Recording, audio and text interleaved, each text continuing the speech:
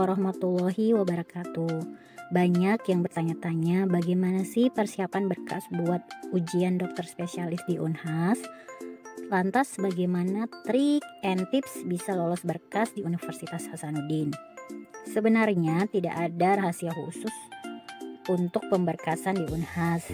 Dan sebenarnya untuk mencapai kesuksesan, sukses itu dapat terjadi karena memang kita mempersiapkan dengan matang, kerja keras, dan mau belajar dari kegagalan. Jadi jangan sedih untuk yang kemarin berkasnya belum lolos. Insya Allah periode selanjutnya dimudahkan. Semoga ini bisa membantu teman-teman buat daftar PPDS di Unhas. Yang punya pengalaman dan masukan di universitas lain atau di prodi lain boleh di kolom komentar. Jangan lupa di-share karena berbagi kebaikan itu mendatangkan kebaikan pula. Jadi jangan pernah takut berbagi. Oke, untuk pendaftaran dan syarat dari berkas pemberkasan di Universitas Hasanuddin untuk ujian PPDS-nya, itu kita buka websitenya dengan alamat regpmb.unhasac.id. Jadi buka beranda, kemudian buka informasi pendaftaran. Nah, ini contoh laman dari informasi pendaftaran. Kita klik jenjang spesialis 1, jenjang SP1. Setelah klik itu, kemudian akan muncul seperti ini. Jadi, syarat umum pendaftaran setiap program studi itu ada batasan umurnya, ada batasan IPK-nya, serta ada syarat khusus yang harus dilampirkan untuk beberapa bagian tertentu. Nah, untuk lengkapnya bisa langsung dicoba buka websitenya. Nah, untuk cara perhitungan IPK-nya, jadi jumlah SKS dikali IPK SKET. Nah, itu hasilnya berapa? Kemudian jumlah SKS koas dikali IPK koas hasilnya berapa? Nah, untuk mendapatkan IPK, jumlah dari kumulatif SKS dikali IPK per jumlah kumulatif SKS seluruhnya. Nah, ini ada contohnya perhitungannya. Lalu sesuaikan dengan syarat yang diminta dari bagian yang ingin didaftar. Jadi jangan berkecil hati kalau IPK di SKET-nya misalnya rendah, kemudian IPK koasnya lumayan, coba-coba aja di jumlah, siapa tahu memenuhi syarat untuk pendaftaran di Unhas. Kemudian untuk websitenya nanti kan ditanyakan berapa IPK. Nah, untuk mengisi websitenya itu nanti rata-rata dari IPK berapa itu yang diisi. Jadi bukan IPK SKET atau koas, tapi kumulatif dari keduanya. Kemudian apa aja dokumen yang harus disiapkan dan diupload pada websitenya, serta nantinya akan dikirim ke bagian. Nah, ini ada beberapa dokumen. Yang pertama itu surat permohonan ke dekan fakultas. Ini ada format khususnya, nanti saya tunjukkan contoh formatnya. Kemudian fotokopi ijazah dan transkrip nilai dilegalisir. Nah, satu yang penting di sini adalah ingat untuk tanggal legalisirnya jangan lupa diisi. Jadi ketika kita legalisir biasanya kan ada tanggal. Nah, biasanya dari pihak fakultas atau universitas itu biasanya lupa kasih tanggal. Jadi bisa kita isi dengan tanggal legalisirnya. Kemudian untuk daftar riwayat hidup sebisa mungkin yang lengkap dan jelas. Jadi untuk CV ini kan nantinya kita akan menggambarkan bagaimana background perjalanan hidup kita, perjalanan pendidikan kita, bagaimana pengalaman kerja kita, prestasi-prestasinya apa aja. Nanti saya tunjukkan contohnya dan diusahakan CV ini semenarik mungkin gitu. Jadi kalau panjang juga 10 lembar CV-nya nggak apa-apa, dilampirkan aja semua. Kemudian untuk dokter PNS atau CPNS itu SK terakhir harus dilegalisir juga dan disertakan kartu pegawai. Nah, ada kejadian tuh kartu pegawainya masih proses pengurusan, jadi tidak apa-apa, nanti dibikinkan surat keterangan bahwa memang itu sedang diproses, sedang masa pembuatan kartu pegawai. Kalaupun ada kejadian juga kartu pegawainya hilang, boleh dibuatkan kartu keterangan dari polisi kalau memang kartu yang kita punya itu hilang. Jadi jangan berkecil hati dulu kalau ada salah satu syarat yang kita belum punya. Jadi kita bisa carikan solusi gitu. Jadi untuk fotokopi bukti lulus uji kompetensi atau STR, untuk ini saya lampirkan semua hasil ujian UKM PPD dari CBT dan OSCE-nya. Nanti untuk bentuknya saya perlihatkan juga nanti. Kemudian sertakan juga STR. Jadi sebisa mungkin lampirkan aja semua bukti bahwa kita memang sudah mengikuti ujian kompetensi.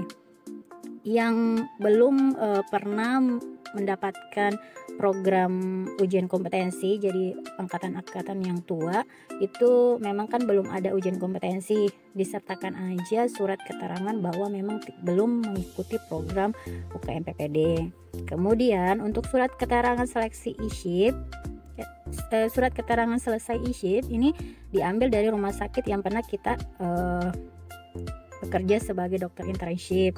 Tidak perlu dari puskesmas, cukup dari rumah sakitnya aja, jadi cukup satu aja.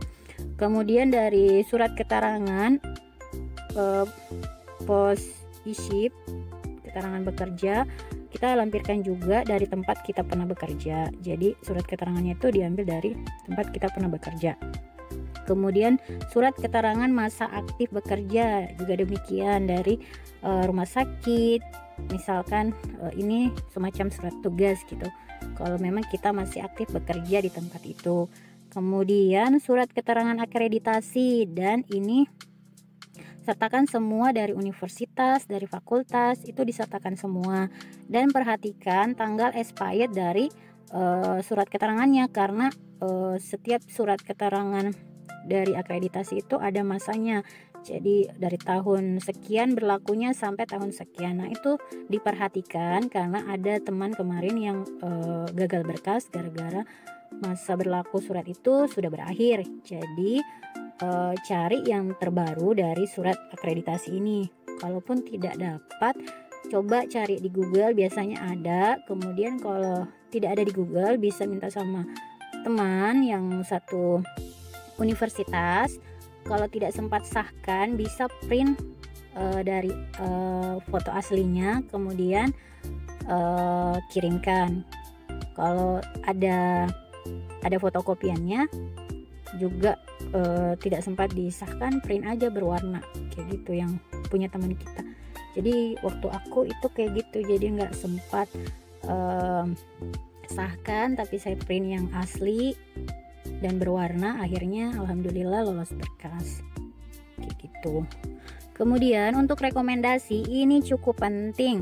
Rekomendasi dari ID tempat kita bekerja, kemudian dari pejabat struktural atau atasan langsung. Pejabat struktural di sini bisa bupati, bisa sekda, bisa kepala dinas, bisa gubernur. Kalau ada semuanya lebih baik lagi. Tapi kalau satu aja juga nggak apa-apa.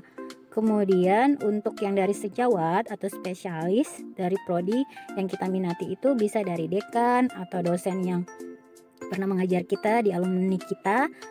Kemudian staf dosen dari prodi yang kita minati. Misalkan saya kan dari Undip, saya minta dari alumni saya, dari dekan saya, dari staf dosen di Undip. Kemudian saya juga minta di staf dosen Unhas misalkan.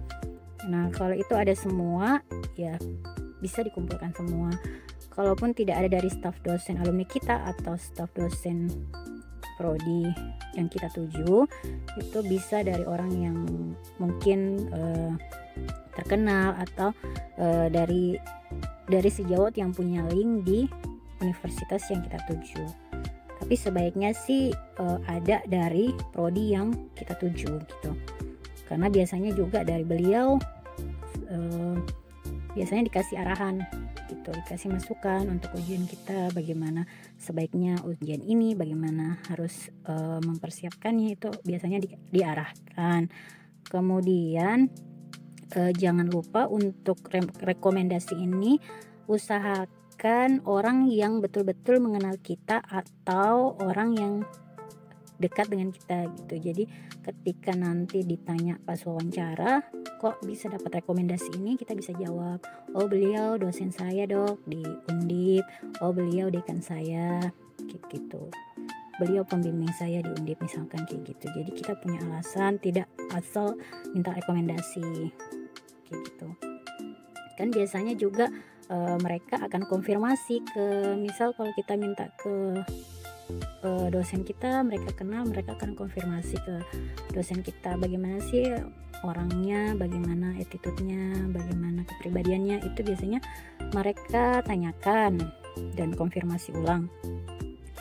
Dan untuk foto ukuran 4x6 itu cuma 1 lembar aja, dan ingat ini harus latar belakang merah. Nah, untuk biaya pendaftaran 600.000 dari BTN itu juga disertakan. Jadi sebenarnya kita bayar dulu, baru disertakan, dilampirkan juga berkasnya. Nah, ini pembayarannya harus melalui bank BTN. Kemudian bukti pembayarannya itu juga di-upload. Kemudian untuk pernyataan sedang tidak mengikuti pendidikan formal lain ini, jangan lupa bermaterai. Nanti formatnya saya share juga. Untuk surat izin dan dari keluarga juga bermaterai. Surat keterangan cuti itu untuk orang-orang yang pernah cuti di Esket atau Koas. Nah, kemarin masih suasana pandemi COVID-19, jadi untuk pemeriksaan kesehatannya itu dilakukan di daerah masing-masing. Tapi sebelumnya download dulu formnya di website ini juga. Kemudian nanti formnya itu diberikan kepada pihak rumah sakit, kemudian diisi dari pihak rumah sakit, dan nanti ditandatangani oleh direktur rumah sakit tempat kita melakukan pemeriksaan.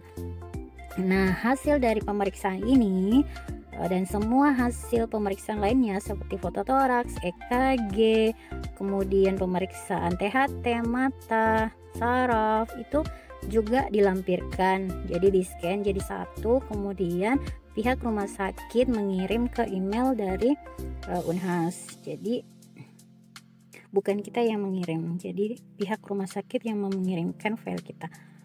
Kemudian untuk tes MMPI itu juga dilakukan secara online kemarin karena COVID-19 juga. Tapi sebelumnya itu biasanya harus datang ke bagian di Unhas. Nah, ini kalau aku kasih saran, sebaiknya sebelum tes MMPI coba-coba tes MMPI juga di daerah masing-masing atau di rumah sakit manapun yang bisa, buat pengalaman beberapa apa aja pertanyaan-pertanyaan pas tes MMPI itu dan bagaimana hasil dari tes kita, karena banyak juga yang ternyata gagal dari tes MMPI karena ini mempunyai poin juga bagaimana kepribadian kita gitu. Nah, karena kan soalnya ini banyak banget, 500-an lebih nomor gitu yang harus kita jawab. Jadi untuk tahu bagaimana tipe dari pertanyaannya atau dari pernyataannya, itu nanti boleh coba dites kayak gitu. Kemudian untuk pemberkasan selesai, selanjutnya akan pemberkasan itu akan diupload di website, juga dikirim. Nah, untuk mengirimkan berkas ini kita siapkan jauh-jauh hari, kemudian perhatikan betul-betul semua sudah distempel basah, yang asli fotokopian semua distempel basah, yang dari rumah sakit, dari dinas, kemudian dari rekomendasi mana. Kalau rekomendasi tidak perlu stempel. Kemudian yang paling penting adalah di CV kita punya misalkan riwayat seminar. itu disertakan aja semua, di print berwarna atau di fotokopi berwarna sebagai bukti bahwa memang kita pernah ikut seminar. Jadi itu dilampirkan juga di berkas. Jadi kan yang diminta itu ada 2 rangkap berkas semua. Kemarin itu saya fotokopi berwarna, sertifikat seminar, sertifikat prestasi. Jadi saya lampirkan semuanya di situ. Nah, walaupun itu nggak diminta, tapi saya lampirkan karena ini juga salah satu arahan dari beliau yang kasih saya rekomendasi bahwa bisa aja CV kamu panjang, bisa aja CV kamu tebal, tapi kalau tidak ada bukti bahwa kamu pernah melakukan itu, pernah mendapatkan itu, ya kita juga tidak percaya. Jadi sebaiknya semua berkas yang mendukung sekolah ini bisa kita lampirkan, pelatihan-pelatihan, terus semua prestasi dimasukkan aja. Berkasnya agak tebal memang dari yang lain, tapi tidak apa-apa, dikirim aja semuanya biar maksimal. Kemudian kemarin waktu itu saya juga kirim semua berkas dari pemeriksaan kesehatan, walaupun itu tidak diminta tapi tetap saya kirim. Jadi buat jaga-jaga, diperbanyak aja, ada yang disimpan asli untuk kita sendiri, ada yang dikirim. Kayak gitu. Untuk bagaimana cara mengupload dan mengisi websitenya, nanti kita lanjut di video selanjutnya. Untuk pemberkasannya kita lihat selanjutnya juga contoh-contoh format berkasnya. Oke, sekian, semoga ini bisa membantu. Wassalamualaikum warahmatullahi wabarakatuh.